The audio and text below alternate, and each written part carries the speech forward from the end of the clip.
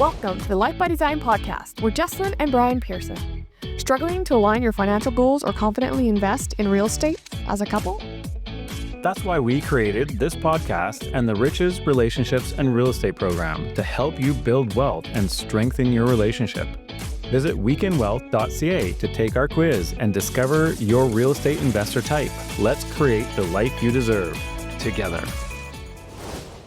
Today we're going to talk about how you live what you learn. So a lot of the things we've done in our past, we're going to walk through to show how we got to where we are and how it helped us create the life we're currently living. Things from just actions where we leaped when we didn't have a full plan to mentors who we listened to and just did what we heard them doing. Everything that we learned, we literally integrated fully into our life.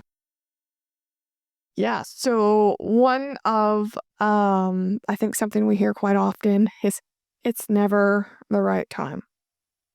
And we say, do it anyways. Correct. Yeah. Markets go up, interest rates rise and fall. Life will always feel too busy. You always will have no time. But if you wait for the perfect conditions, that keeps you stuck. We see this with real estate investors who hesitate and miss so many opportunities if they even jump on an opportunity because they're waiting for the stars to align, which they never will. There's always going to be something that's going to be slightly out. So we've realized that wealth is built by those who move forward even when it's uncomfortable. Correct. Yeah. And there's a couple sayings in real estate, and one of them is it's always the right time to invest in real estate. Right. You just need to change your plan. You need to change how you're going about investing in real estate. And I mean, like you said earlier, if you could time the markets, or if you're unsure of the markets, well, guess what? Everybody would be millionaires. A number of the real estate investor focused realtors here in our area, we joke a fair bit about how if you could time the markets and we knew what was coming up, we'd all be high-fiving on beaches in Mexico. Right. I know that we've made some choices in our real estate that, well, ideally we were planning, or in this case with our Saskatoon home, which was before you and I met, but you were planning to ride the wave that Edmonton had, and you missed the mark. It was definitely not the right time at that point yet, but I did it anyway.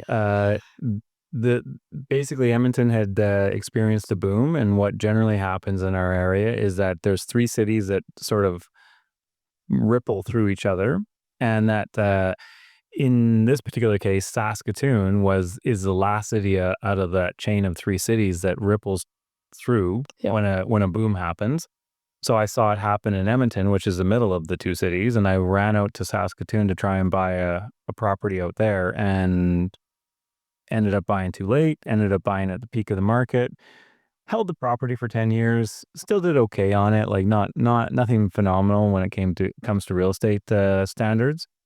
But if I hadn't done that, I wouldn't have appreciated Saskatoon, which is a market that we're actively looking for multifamily in right now. And we also know Saskatoon as well because we've been in the city for a decade.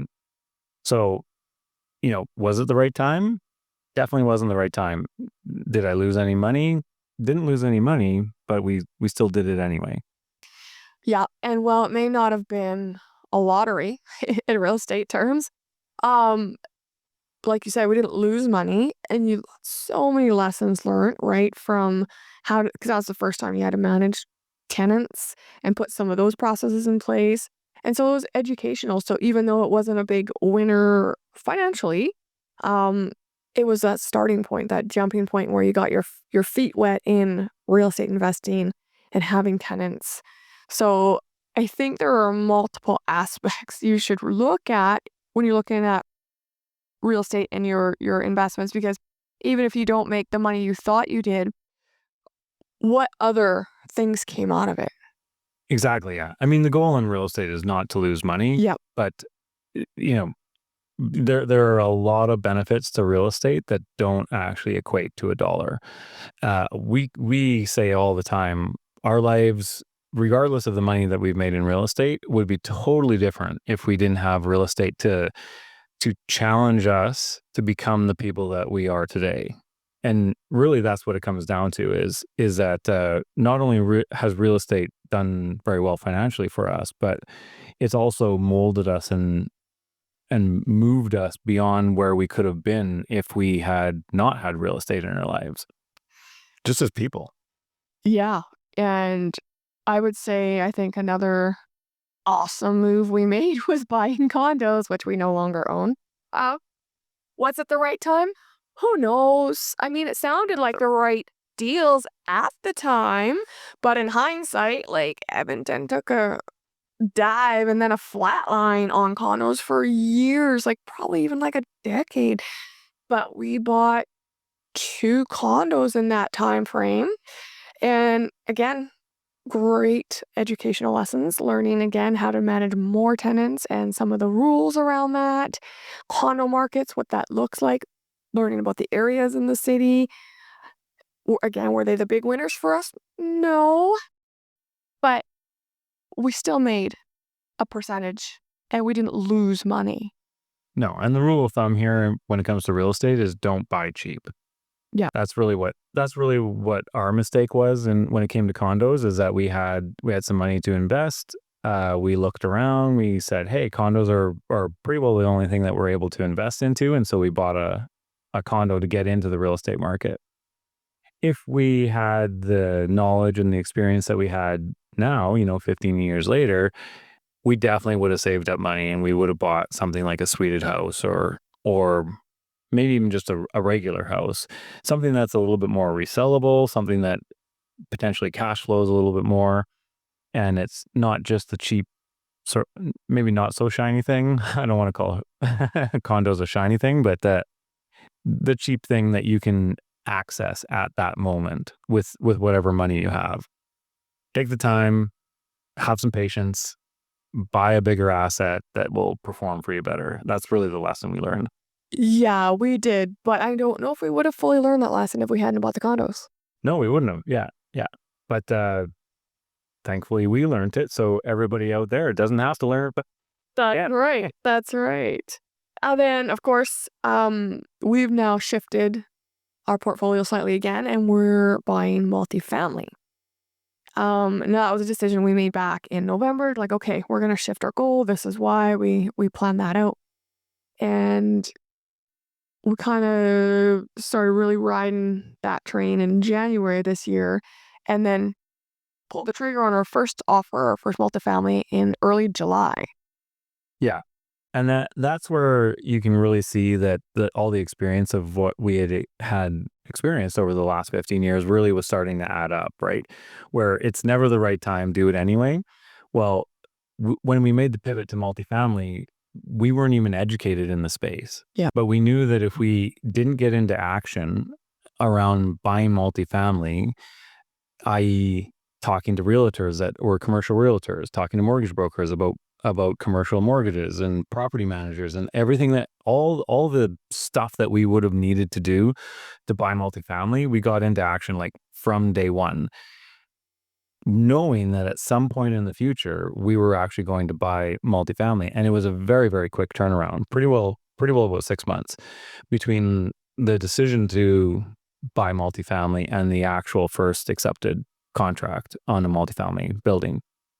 So really, we knew, we could have like analyzed it for years before we ever decided to go into multifamily. But in fact, when we first started, we actually weren't even sure we would have enough money to buy certain size buildings. And we're like, you know what? Like, we got some time. Let's just start getting down this path. And sure enough, like luckily our previous real estate like was starting to gain value.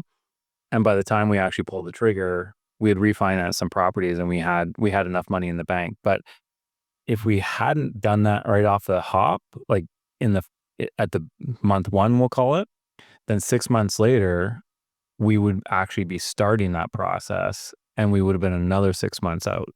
So we are now going to be having a cash flowing, high performing multifamily properties 6 months to a year earlier than we could have if we had waited around for the perfect time to do it. Yeah. So all of us just say is to say waiting for the perfect moment only delays progress. Action creates momentum. So make sure you're in action.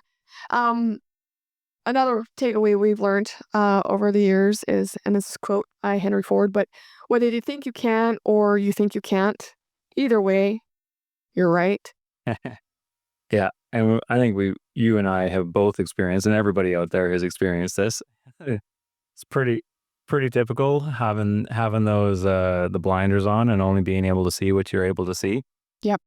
Yeah, yeah. Your mindset is a foundation for wealth. And we know that when, you know, I know we've shared many stories on our podcast before about my scarcity mindset versus my abundance mindset. And that was literally thoughts that shifted the trajectory based on changing my thoughts around money. Exactly, yeah. And for me, a lot of it is just knowing that everything is in place. And the thing is that nothing is ever always going to be perfectly in place. So even with these multifamily deals that we're currently acquiring, I knew in my head that I was waiting for a particular moment where all the stars aligned and I really knew that these deals were going to be the perfect deals.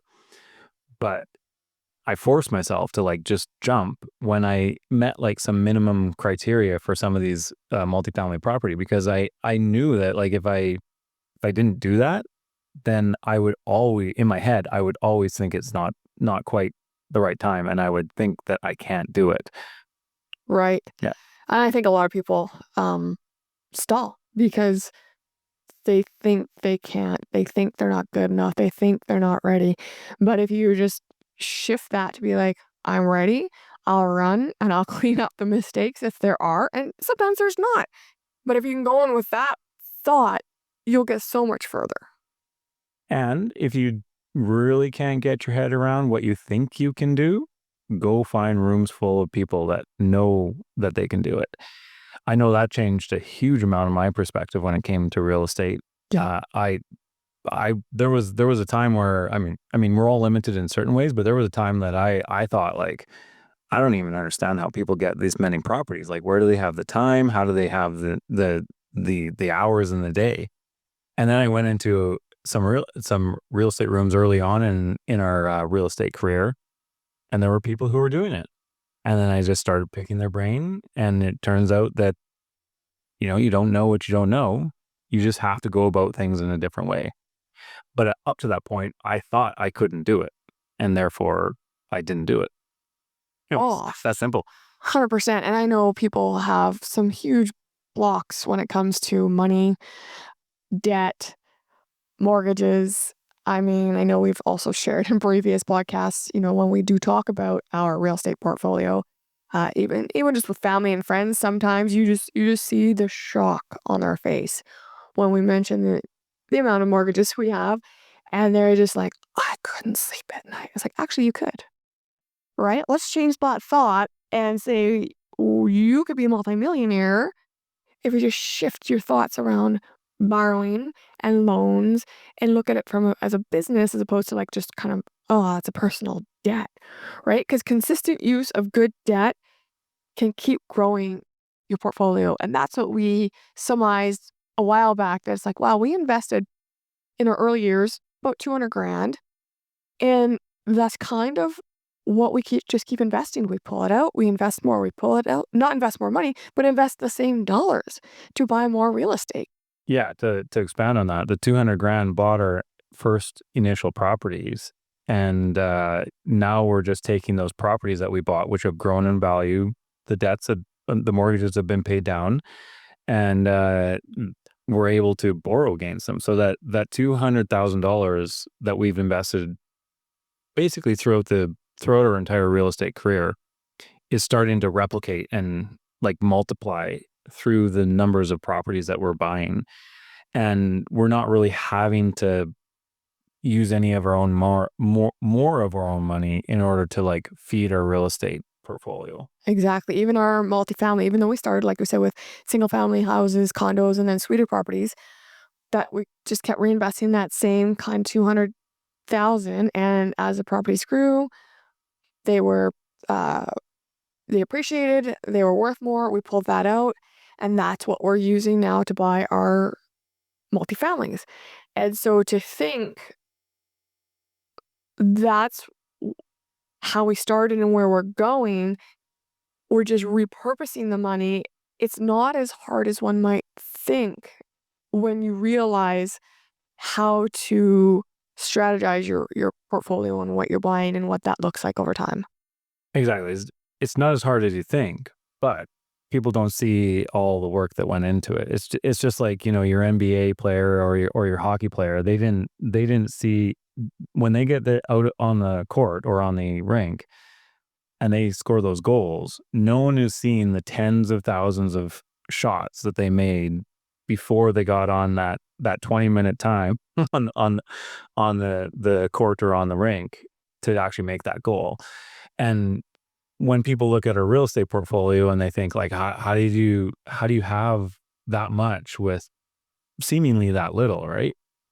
Well, you're not seeing the 10 years that it took us of managing the properties and making sure we were using the money properly and not not like abusing or like damaging our real estate portfolio in any way by like say pulling out money when we shouldn't have been pulling out money. Not none of that's visible. And here we are at the end of it, and it seems like we're just pulling out all this money out of thin air, but the reality is that a lot of work went into that, building the real estate portfolio that we have today. Absolutely. Managing it properly so our credit history is good, right? And just take, like you said, using the money the way it's supposed to be used for the business. So we didn't pull it out and buy frivolous things or take fancy trips. We pulled it out, put it back into more real estate, right? So there was absolute hard work and time. I mean, we've been investing for over 15 years and it's really starting to pay off. Yeah, a lot of delayed gratification, which is I think, in very, very short commodity nowadays. I know kids at school and people that we meet, and they just seem to have very, very little of it. But it took a lot of delayed gratification to get to this point where the momentum of it starts to build, and you can actually really do some stuff that I couldn't have imagined us doing 10 years ago. Like it even today, it sometimes surprises me that we're able to do some of this. Yeah. Yeah, yeah, absolutely. And then the third takeaway we want to share today is that leap first and build the parachute on the way down. I understand it sounds absolutely unsensical because no one would want to jump out of a plane and then figure out their parachute.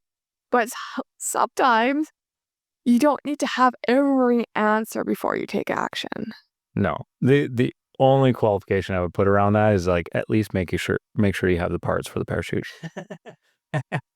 Yeah, like for example, when we got into multifamily, we jumped. We were just like, we're gonna do this. Let's go. And I honestly, if we hadn't put the contract on our very first multifamily property, I would never have learned all the stuff that I learned about like what it actually means to buy an apartment building. But we were smart and we had a coach hired way before that, so that at the point when we actually pulled the trigger, now we had somebody to lean on. And like, even though we're putting the parachute together and we're trying to put this apartment deal together, which we kind of know is like a good deal, we have a coach on one side helping us support it. We are building the parachute on the other side, putting this deal together. And in the end, it's turned into a fantastic deal. Yeah. I mean, that sounds all amazing, of course, having the coach in place, having that all prepared. But that isn't exactly how we started, right? I mean, I know when we first decided to get into suited properties, it was because I was looking in the newspaper with our oldest, who was maybe 2 at the time, and he literally pointed to this property and said, "Mommy, can we go play in that yard?" And I'm like, "What?" no, no, it's someone's house. And then when I read it a little closer, I was like, oh, a suited property for that price? Went and took a look, and I think we had an offer on it within that day or two because we're like, oh, this looks like a great deal. I think a realtor was on vacation. That Oh, was it for that nope, property? nope, not that. That was a different property? Yeah. Either way, like, yeah, we pulled the trigger fast and figured out how to manage figured out how to manage suited properties much after we actually had bought the property. Now we were into a totally different game where you're having to manage two tenants in the same house, and there's noise things and yard issues and all this other stuff. But we learned it on the fly, and now we have a fairly sizable portfolio of single family homes with basement suites in them. Yep. And if the universe hadn't been feeding our oldest kid that ad, we would never had it. We very likely would now. And those have turned out to be really great investments for us, all our suite properties. So again, just another step, more action, and we figured it out as we buy it. Right? It wasn't like, oh, what is suited family and what does it mean and what does it look like? It's like, oh, this looks like a really good deal. Let's buy it. And then we learned. Yep. Yeah, you got to. Yeah. Like when I look back to schooling, for example, I remember like all the stuff I learned in college, and then every single job I had after college didn't use anything about the schooling that I'd actually learned. Some of the foundations were there, but like really none of the like hard skills that I had learned in college. And that's very much like real estate and probably numerous other professions. Is sometimes you just got to get a little bit of that foundation in there, and then you just got to jump. Yeah, I'd say I did that with project management. Yep. I mean, I think I might have shared this, but like I studied for 5.5 weeks to get that exam written. And I remember my mentor at the time, he asked how long I'd studied, and I told him, he goes, whoa, don't worry, you get to take the exam 3 times. I'm like, what? He goes, I studied for 3 months. Most people study for a year, Jess. I'm like, okay, cool, thanks. And then I took the exam and I passed on the first try. And it was grueling. I will admit it was the worst exam I've taken out of all my years of university and other courses. But then I've never really used that book again. No. But I'm one of the top project managers here, and it's kind of same thing. Trial and error. Let's run with this, see how it works, and you learn as you go. Yeah, same thing with private equity. Hard exam, barely use any of the knowledge I learned when I got licensed in private equity. Almost all of my knowledge in private equity is learned from either doing the deals or talking with the people around me who are doing private equity deals along with me. It's all boots on the ground education. Yeah, so growth and wealth require courage. So trust yourself, take the leap, and you'll figure out the details as you go. I mean, we always have in every endeavor we've taken. So what is the most important takeaway from what we discussed today? Oh, that's a good one because they were all so good. But I think it always does start with your mindset, right? I mean, whether it's the right time or not, whether you leap first or build a parachute on the way down, it all ties back into mindset. So I'll take the second one where, we quote Henry Ford, whether you think you can or think you can't, either way, you're right. Yep. And my takeaway is around perfection. Let's call myself a reformed perfectionist, where I used to not jump on anything until I absolutely knew. Now I jump on things significantly sooner than I know that they're actually possible or they're going to be perfect. So I would just highly recommend for everyone out there, jump just 10% faster than you think you should. And then the next day you'll just jump 10% faster than that. And eventually you'll just be jumping and your life will be flying along. Thanks so much for tuning in. Listen for more real estate investing stories in the next episode of the Life by Design podcast. Before you go, don't forget to visit weekendwealth.ca to take our quiz and discover what type of real estate investor you are. We release new episodes every 2 weeks, so be sure to hit that subscribe button on your favorite podcast app. Thank you for joining us on this journey to create your life by design. Thanks again for listening. It's been a pleasure being with you today.